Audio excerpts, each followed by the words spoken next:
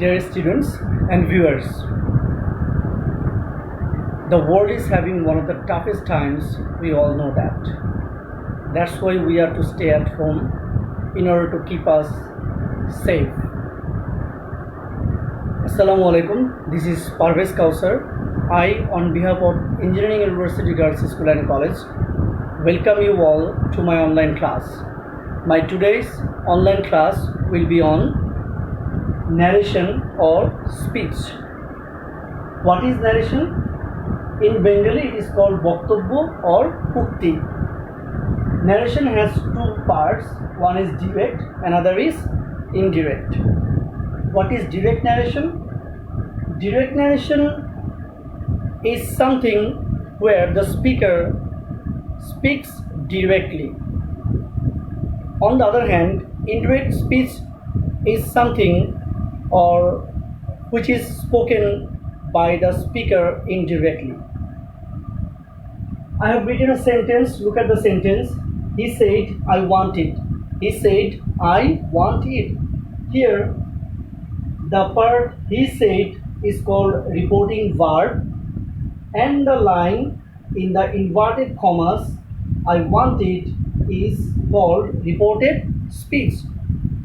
So this speech is spoken directly by the speaker. That's why it is called direct speech. It is called direct speech. So in the examination, you will have to change direct speech into indirect one. So there are some sort of rules for the narration. That is, you have to know some rules in order to answer direct speech into indirect one. Well, look at those important rules. Rules for changing direct speech into indirect. If you want to change the direct speech into indirect one, you got to know some sort of rules, and these are the rules that you must know. My dear students, look at the board. Here you can see all present. So if the direct speech, if the reported speech is in present tense, it will be changed into past tense. I have written all present. All present means present indefinite, present perfect continuous, present continuous. So there are four present tense. Okay, four present tenses. Present tense is divided into four groups. So all present, all past perfect, all past perfect, no change. Look at it once again very carefully. If the reported speech remains in past perfect or past perfect continuous or past perfect tense. So if the reported speech is in the past perfect, then there will be no change.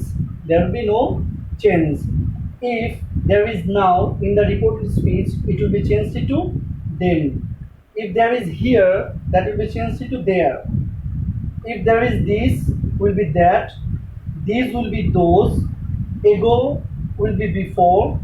Come will be go. If there is today, that will be changed into that day. If there is tonight, that will be that night. If there is next week, that will be the following week. If it is can, that will be changed into would. If there is may, it will be might. If there is shall or will, it will be would. If there is should, there will be no change. In case of should, there will be no change. If there is thus, it will be changed into so. If there is tomorrow, it will be the next day or the following day. If it is yesterday, that will be changed into the previous day. If there is last, that will be changed into the previous. So if there is last night, that will be changed into the previous night. If it is last week, that will be changed into the previous week. So these are the important rules that you got to know.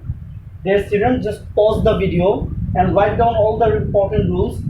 If you want to change direct speech into indirect one, you must know these rules. So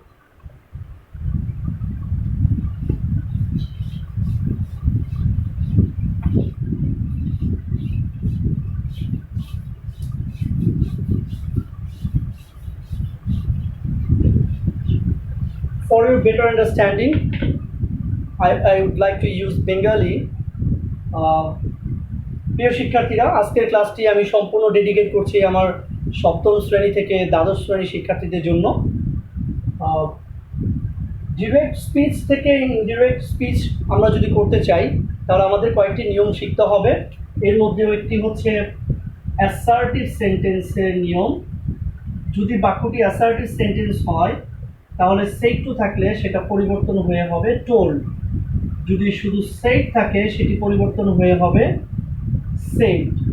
অবশ্যই তোমাদের মনে রাখতে হবে said to থাকলে told হবে, said থাকলে said হবে। আমি যদি একটা এক্সাম্পল দেখাতে চাই, যদি বলি he said I am ill, I am ill today, I am ill today. Look at the sentence. He said, I am ill today. So here there is said. I told you if there is said, that will be changed into said. So as there is said, that will be said. You have to put that. In case of assertive sentence, তোমাকে অবশ্যই that দিতে হবে। এখন তোমাকে কি করতে হবে? He said that, এখানে আছে I. He said, সে বলেছে আই অ্যাম ইল টুডে, আমি আজ অসুস্থ। এই আইটাকে, আইটা নিঃসন্দেহে হি, সেজন্য এই আই চেঞ্জ হয়ে তোমার হি হয়ে যাবে। একটা জিনিস আমি আগেই বলেছি, প্রেজেন্ট টেন্স থাকলে পাস্ট টেন্স হবে। সো যদি অ্যাম থাকে সেটা চেঞ্জ হয়ে হবে ওয়াজ। এবার ইলের ইলের জায়গায় ইল, আর আমরা আগেই শিখেছি টুডে থাকলে হয় দ্যাট ডে। একটু খেয়াল করো বাক্যটি, he said that he was ill that day. যদি এইখানে সেইডের পরে একটা টু মি থাকতো, যদি থাকতো he said to me I am ill today, আমি আগেই লিখেছি সেড টু থাকলে টোল্ড হয়, তাহলে যদি এখানে সেড টু থাকতো আমরা কি করতাম, হি টোল্ড মি বসাতাম। সেড টু মি পরিবর্তে হি টোল্ড মি, বাকি সব ঠিক থাকতো। তো সবাই বুঝতে পারছো অ্যাসার্টিভ সেন্টেন্স আমরা এইভাবে ন্যারেশন করব, ডিরেক্ট থেকে ইনডিরেক্ট করতে। এবার আসো ইন্টারোগেটিভ। ইন্টারোগেটিভ, যদি ইন্টারোগেটিভ সেন্টেন্স আসে তো মনে রাখতে হবে সেড টু পরিবর্তন হয়ে আস্কড হবে। মনে রাখবে এই বাক্যে কোনো দ্যাট বসানো যাবে না। একটা এক্সাম্পল দিয়ে যদি বোঝাতে চাই আমি, তোমরা সবাই খেয়াল করো, the man said to me,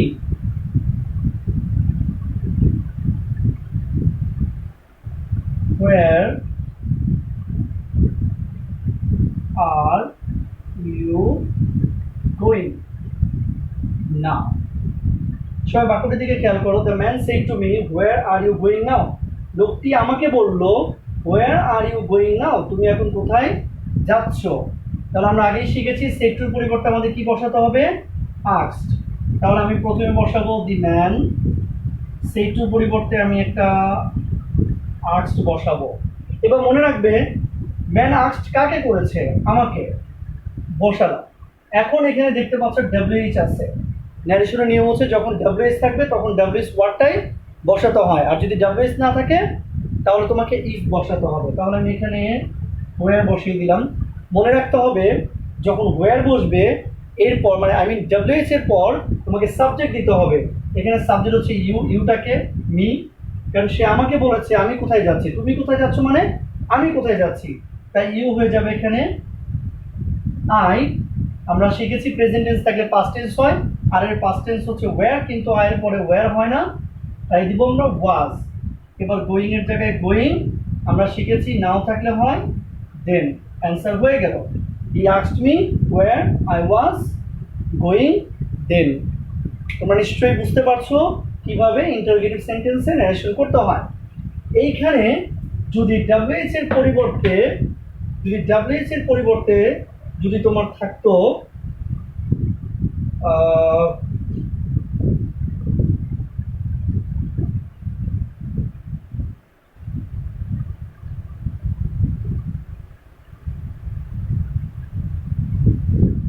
আমি অন্য একটা সেন্টেন্স একটু লিখছি তোমাদের জন্য।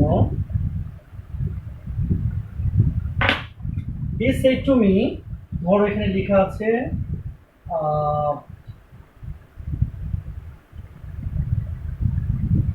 are you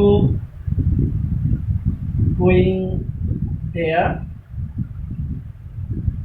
The man said to me, লোকটি আমাকে বললো, are you going there? তুমি কি সেখানে যাচ্ছ? এখন আমরা কি করব? দ্য ম্যানের জায়গায় ম্যান, সেই টুর পরিবর্তে আমরা আক্স বসাবো, কারণ প্রশ্নবোধক চিহ্ন রয়েছে। অবজেক্ট বসাবো মি।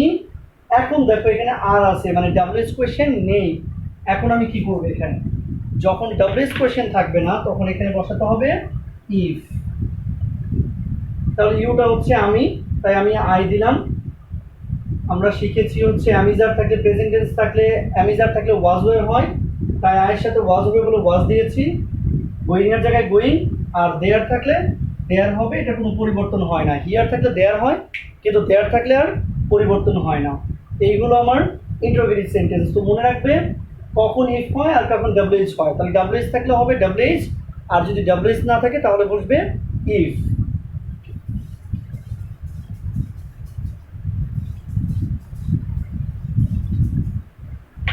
এবার আসো exclamatory.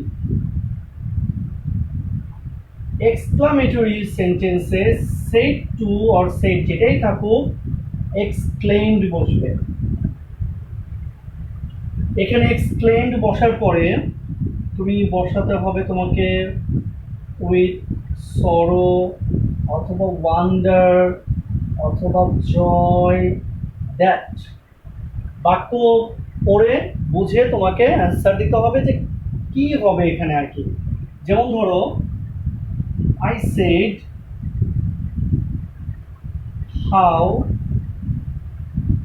beautiful the bird is.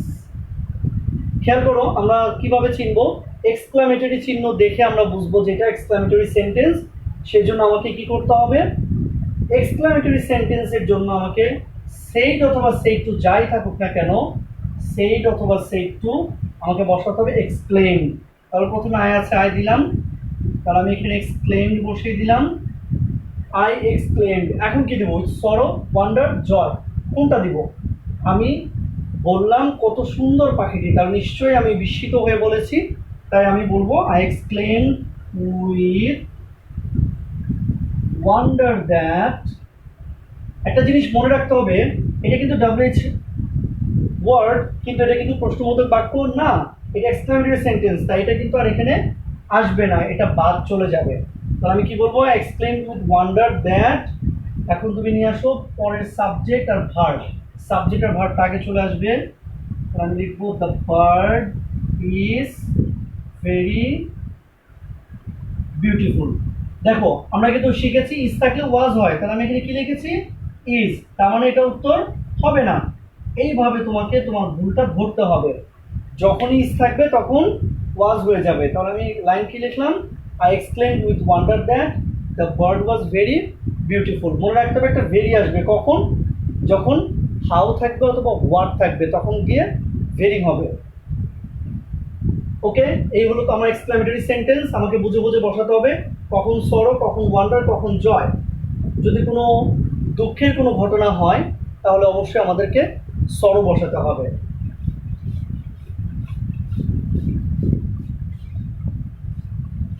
এবার আমি আসবো একটু অপটেটিভ সেন্টেন্সে। অপটেটিভ কি দেখে বুঝবা? অপটেটিভ সেন্টেন্সেও থাকবে তোমার হচ্ছে মে দিয়ে বাক্য থাকবে অথবা কোনো উইশ বোঝাবে। যেমন ধরো father said to the sun. কি বললো? মে আল্লাহ ব্লেস ইউ। এটা কি প্রার্থনা বা ইচ্ছামূলক একটি বাক্য, সেজন্য এটি অপটেটিভ সেন্টেন্স। তাই অপটেটিভ সেন্টেন্স কিভাবে করতে হয় তোমাদের মনে রাখতে হবে যে অপটেটিভ সেন্টেন্সে সেড টু থাকলে উইশড বসাতে হয়। এখানে প্রেডও দেওয়া যায়, তবে উইশড দেওয়া বেটার। তাহলে আমি এখানে কি লিখবো, ফাদার সেড টুর পরিবর্তে উইশড, কাকে উইশ করেছে, দ্য সান। এখানে একটা দ্যাট বসাবো আমরা সবসময় সূত্রে। এবার সাবজেক্ট আগে চলে আসবে, আল্লাহ। আমরা শিখেছি মেয়ে থাকলে হয় মাইট, মাইট ব্লেস। সানকে বলেছে তাই সানের জন্য হিম। তাহলে খেয়াল করো, সেট টু পরিবর্তে আমরা উইশড বসালাম, মেয়ের পরিবর্তে মাইট বসালাম, আর সূত্রে আমাদের দ্যাট দিতে হবে। এইভাবে যত ইম্পারেটিভ অপটেটিভ সেন্টেন্স আছে তোমাকে এইভাবেই অ্যান্সার করতে হবে। তাহলে আমি অপটেটিভ সেন্টেন্স মুছে দিচ্ছি। আমার রইল বাকি একটা সেন্টেন্স, সেটা হচ্ছে ইম্পারেটিভ।